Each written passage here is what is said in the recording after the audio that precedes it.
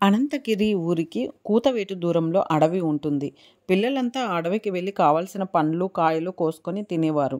కొందరైతే తినగా మిగిలినవి ఇంటికి తెచ్చుకునేవారు. ఒకరోజు చంద్ర అనే పిల్లాడు పండ్లు తెచ్చుకుందామని సంచి తీసుకొని అడవిలోకి వెళ్ళాడు. పండ్లన్నీ చిటారు కొమ్మలకి ఉండడం వల్ల కోసుకోవడానికి చేత కాలేదు. ఎండలో చాలాసేపు తిరిగి చివరకు చెట్టు కింద సొమ్మసిల్లి పడిపోయాడు. అంతలో అక్కడికి కోతుల గుంపు ఒకటి వచ్చింది.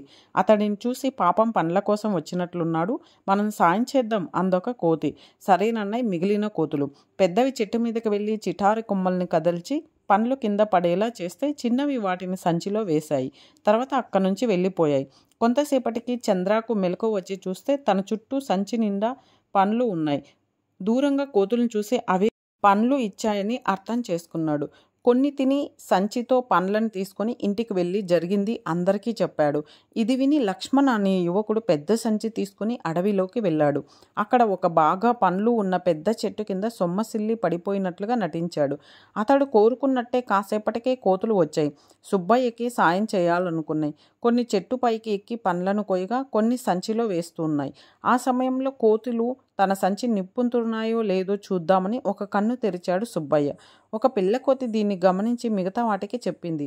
అతడు తమను మోసం చేస్తున్నాడని అర్థమై మీదకి దూకాయి. ఇది గమనించి సుబ్బయ్య ఒక్కసారిగా లేచి పరుగు అందుకున్నాడు. కొంత దూరం వెళ్ళాక ఒక పెద్దాయన కోతులను తరిమి అతన్ని రక్షించాడు. జరిగింది తెలుసుకొని లక్ష్మణ్ని మందలించాడు. దురాశ దుఃఖానికి చేటు అని చెప్పి తన కష్టాన్ని తానే నమ్ముకోవాలని లక్ష్మణ్కి చెప్పాడు.